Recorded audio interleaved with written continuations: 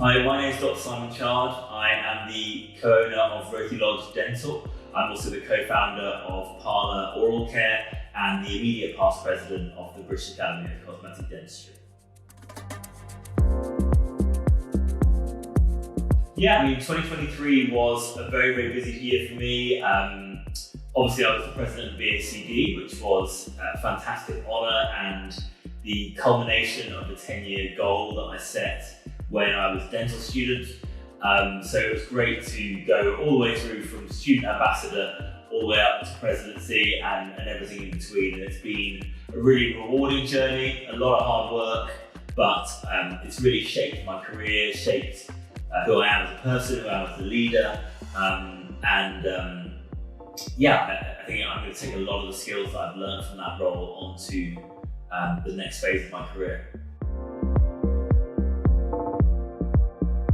So I'm now in a stage in my career where I've had such variety, and I'm incredibly grateful for all the different facets that dentistry has provided me with. I've been obviously a clinician, done cosmetic dentistry, which I love, done implant dentistry, which I love, run a dental practice which has 30 staff, Parlour. I've been on Dragon's Den, and I've got our product onto the shelves in the top supermarkets and pharmacies in the UK. And then with the BACD, obviously running the board and sort of trying to provide for a membership of around 600 now. So I've had this hugely varied career, and I now want to try and help the next generation of dentists to enjoy the variety and the wonders that this career of dentistry can provide. But all I see in the news and all I see in the media and all I hear when I speak to dentists is that they're not happy, that they're burnt out, that they're stressed. And actually I saw the Dental Protection Survey from 2020 that said that 50% of dentists would consider leaving the profession for reasons of their own personal well-being. And that the large majority of them are struggling with burnout or stress. And for me, that's such a sad state of affairs. I think we're so lucky with dentistry. It can be such a rewarding career. For sure, it's a difficult career, but all good things have an element of difficulty to them. You need pressure to form a diamond. And so I've taken it upon myself now to really try to help people to see a goal, to have a focus, and to build the foundations of resilience, to try and help them to create the dental careers and lives that they want to achieve.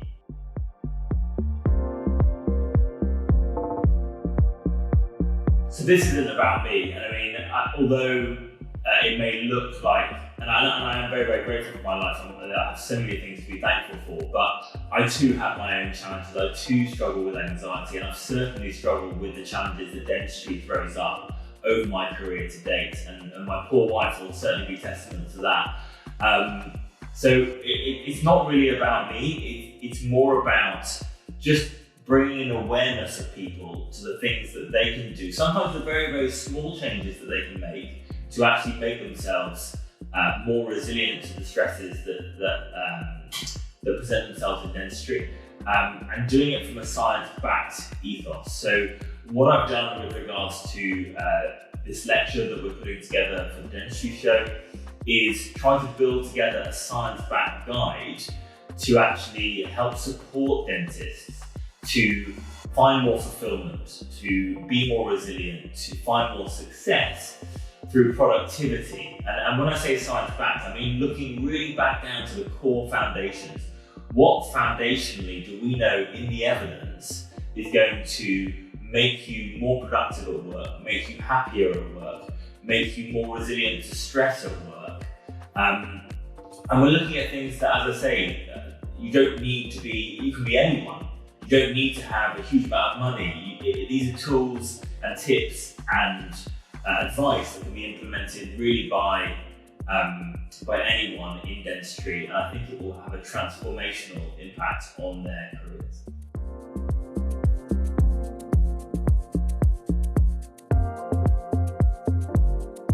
That's exactly right, and that's my big focus here. I'm going to tell you my story. I'm going to give you the challenges and the highs and the lows that I've had, but all with a background of, so right, let's see if you are that person, if you are that 50% of dentists who is looking to leave the profession for reasons of your own personal well-being. Well, before you do that, why don't we get everything in order first, and then have another look at dentistry and see if it is actually the right career for you. Because what I see, especially with young dentists coming out, is they're following their peers. They're not looking forward in their lives with a plan and a goal. And this is something that I want to focus on, is this concept of ikigai, a Japanese concept of purpose in what you do. Doing exercises like the ikigai exercise and having a plan for your life has been proven in the science to actually improve your longevity, never mind your enjoyment of your career. And so I want to help people just to change their mindset, implement some frameworks that actually they can use to reframe how they look at dentistry. We're so lucky in dentistry that for many of us, we're able to tailor up and tailor down the number of days we do, what sort of dentistry we do. Do we lecture? Do we go and help out in the community? Do we talk on social media? There's so many different things that you can do in dentistry. I think sometimes people just follow what their peers are doing, and actually they need to take a step back and say, why am I doing this for me or for my family or for my career? What do I want to get out of it? Where do I want to be in 5-10 years? One of the things that I love to do is to look at my 100-year-old self and look back over and imagine myself looking back over my life and think about 5 things that I would want my 100-year-old self to say about my life, and then try and live it today in that same way. And it's those sorts of mindset shifts and reframings that I think can be really powerful.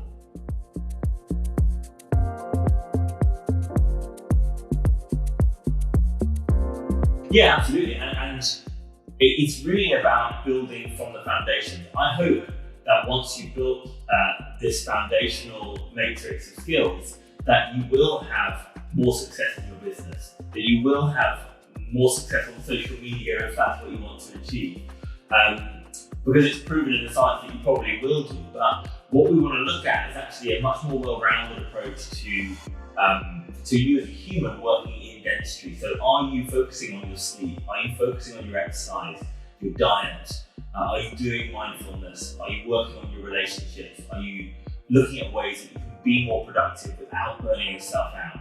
So what I've done is I've gone through all of these key pillars that are incredibly well researched, and I've looked for real no-brainers that you can implement, as you say, on Monday to build a stronger life, build a more fulfilling life, and therefore hopefully build a more successful life.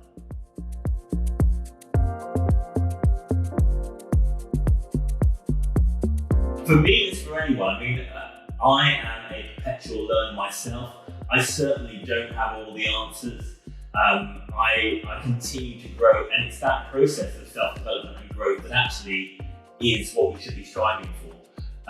So for me, I think anyone in dentistry, anyone in the world really, but anyone in dentistry, this will be targeted towards our profession and how we implement these things in our profession. But anyone in dentistry would benefit from coming to this lecture, and I'm sure they'll go away with some new information, some new tools, and hopefully a guide that they can use to actually build a stronger life for themselves. So yeah, I'm going to be delivering this lecture for the first time at the Dentistry Show on the 17th of May, the Friday at 4:15, so I hope to see as many of you there as possible. The title of the lecture is Dental Growth Protocol, an evidence-backed guide to a more fulfilling, resilient and productive career in dentistry. And it's something that I am putting so much passion into. You're going to see a lot more activity from me on social media, really focused on trying to give as much value back to the profession as possible. And this lecture is going to just be full of actionable tips that I hope make a huge difference to all of your lives, especially that 50% who are looking to leave the profession.